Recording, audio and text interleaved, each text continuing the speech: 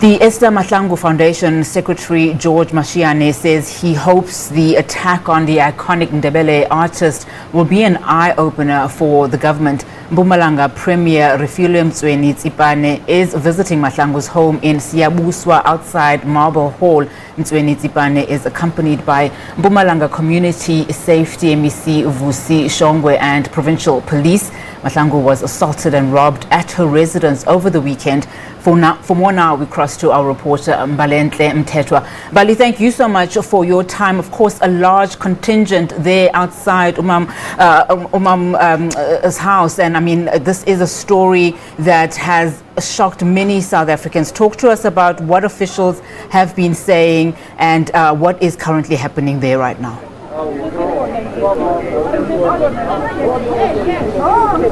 You're absolutely right, Unati. This is an incident that has shocked many in the community. We've heard that some residents who live alone and who are also elderly, who are around the age of Umama Dr. Esther Mahlangu, are also a bit concerned about their safety following the incident. But you would have heard not so long ago during the press briefing, the Premier of Mpumalanga giving that update on the status of health, the health status of Umama Udokotela Esther Mahlangu, but also just giving a status on the investigations, talking about how a high-level panel expert of investigators rather has been set up to investigate this matter, saying that it's receiving the attention that is required, and also just talking about the fact that, you know, they are hot on the heels of the perpetrator and calling them to present themselves or to come forward and hand themselves over to the police before the police get to them. So that's the update that we got a little bit earlier on. I'm joined now by the Mpumalanga Premier, Mrs. Refilwe Mtshweni-Tsipane, who's going to talk to us about the briefing, just give us a little bit more information. You know, in earlier conversations when we spoke to the foundation, they said that they are concerned about the promises that they've received. They say that, you know, the Office of the MEC for Culture and Sports has made a number of promises in the past regarding security and all of those things. You know, what sort of assurances are you going to give this community this time around with regards to, you know, not making promises but ensuring that, you know, the promises that are made today are come to, you know, fruition? Well, I must indicate that I'm not so sure about those allegations. For starters, safety is a matter of community safety and liaison department, which would then ordinarily work with the police to come and do an assessment, and based on the report that we shall have received, a report which will then be presented to the Executive Council for deliberation and consideration, so that ultimately we make a determination as to how do we deploy all safety measures in that respective precinct. So in this instance, yes, indeed, I can confirm that we are equally concerned about the safety of Ugogo Esther. She's quite a renowned person within our community, not only just in Mpumalanga, but across the country and the international community as well. And therefore, such incidences are very unfortunate and they don't depict us very well, and it should be a cause for concern from our side as well, to say that what is it that we can do given the fact that Ugogo is staying alone within this household. And therefore it is very critical for us to put stringent measures in terms of ensuring that we tighten up the safety of Ugogo. Hence, I've indicated earlier on that we've already deployed a team who are busy with that work. Upon receipt of that report, we will then come back to the family, discuss all the safety measures that we will be putting in place. Of course, some of them will also have to will be determined by the budgetary measures that we have at our disposal. But in the immediate, those that are doable, we will immediately attend to that, because matters of safety cannot be prolonged or be postponed. So that would be a guiding barometer for us to say what is it that ought to be done so that we upgrade the safety of this precinct in the standard in which it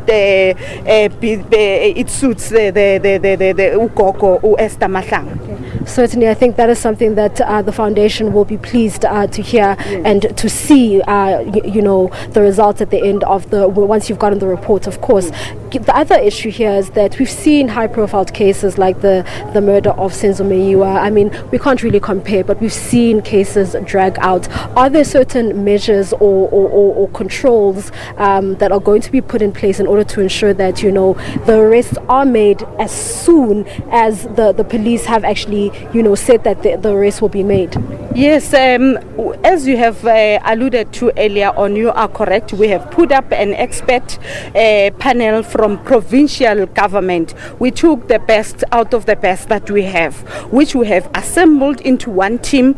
They are going all out to make sure that they crack down this case so that we apprehend the suspect as soon as possible, because this is a matter that cannot be postponed. It is a matter that needs to be addressed. I mean, looking at an old woman like Ugogo Esther, she's quite fragile as well. You can imagine psychologically how that has affected and impacted on her lifestyle, and therefore at least we need to give her that sense of relief to say that this is what we have done and this is what we have found. And earlier on, she was very happy when I gave her feedback of the work that we have done thus far, and she was comforted by that. But over and above that, we feel that she needs psychological assistance in that regard, and therefore we have deployed the social workers who will take her through her mental challenges that she may have experienced because this is a traumatic situation to all of us.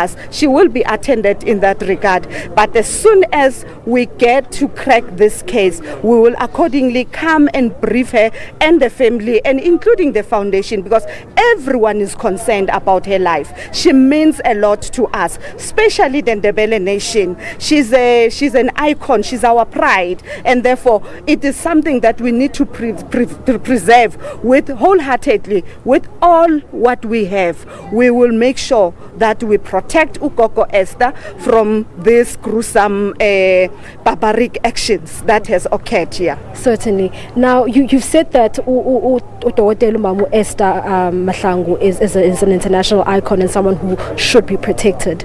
We spoke to someone from the tourism industry who said that every incident of crime which occurs in South Africa, whether it involves someone who's well known or not, it taints the brand South Africa, all over the world, because then it raises concerns of safety and so on. What would you then say to international and local the travelers who want to come here and see the glory and the beauty of the Ndebele heritage?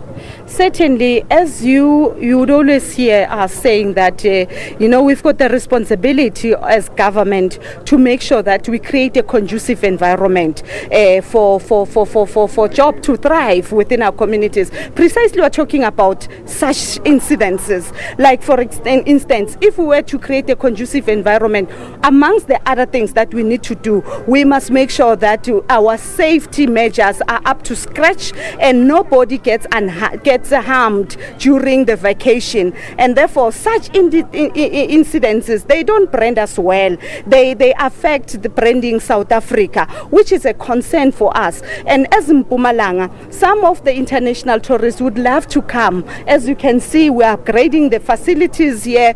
Our ultimate goal is to say this must be a destination of choice for international tourists, given the magnitude of work that Ugogo Esther has done within the international community, and let alone here at home and here in Ndebele and in Mpumalanga at large. Therefore, it is important for us to preserve such legacy. Such legacy must be recorded in the annal of our history, and the only way in which we can preserve that is to make sure that the safety of our people is safeguarded across board, irregardless of who you are, where you live. People would love to go to areas where they feel safe and protected. Once again, we want to appeal to our communities here. Gogo Esther, she's such an old woman. She may not have necessarily seen who has done this to her, because of she at some point she was strangled and she was handcuffed as well. So it could be very much difficult for her to sketch out exactly what kind of a person that we are looking at. If it happens that as a community member you saw someone running on that fateful day coming this direction, please point to us so that we can go, our police can go and and have an interview with that person, so that we can establish as to whether does that person has to do with what has happened here or not. And then based on that information, then they can make a determination, of course, that they apprehend the right suspect, and then we put this case to rest. Okay, thank you so much for speaking to us. Thank there you. You have it. That was Mpumalanga Premier Refilwe Mtshweni-Tsipane speaking to us and giving us an update as to what has transpired so far. And with regards to investigations, it's back to you in studio. Mbalenhle Mthethwa, thank you so much for that update. Of course, the Premier is also accompanied by other delegations, as well as the delegation from the Dr. Esther Mahlangu Foundation. Of course, we understand she has been discharged from hospital after that brutal attack.